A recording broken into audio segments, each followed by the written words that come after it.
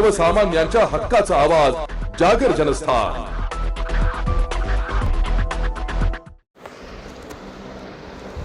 भारतीय बौद्ध महासभा व वंचित बहुजन आघाडीच्या वतीने खामगाव येथे एक दिवसीय आंदोलन।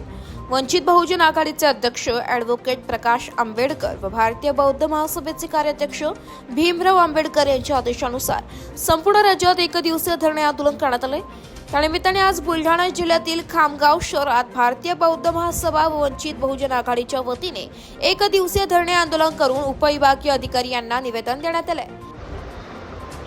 महाबोधी महाविहार ब्राह्मणांच्या तावडीतून मुक्त करा या मागील 26 दिवसापासून सुरू असलेले आंदोलन सरकारकडून दडपण्याचा होते।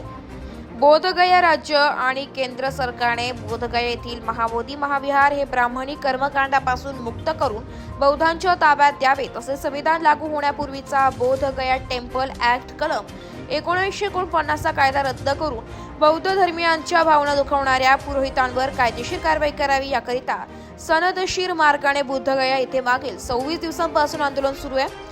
संपूर्ण राज्यातून आंदोलनास पाठिंबा मिळत असून गावागावात मोर्चे निघत आहे। सरकार हुकुमशाही पद्धतीने आंदोलन दडपण्याचा प्रयत्न करीत आहे, याच्या निषेधार्थ आज आंदोलन केले।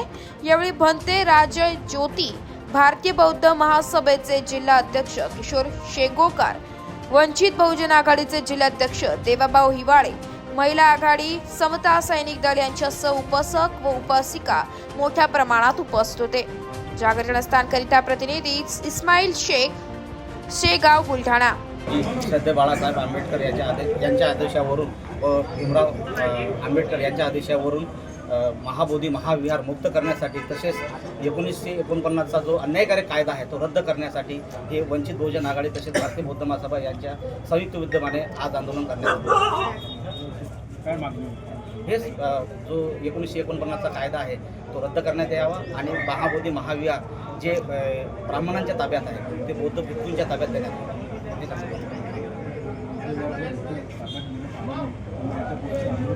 याच्यापेक्षाही तीव्र स्वरूपाचं आंदोलन आम्ही उभारणार आहोत। वंचित बहुजन आघाडी तसेच भारतीय बौद्ध महासभा।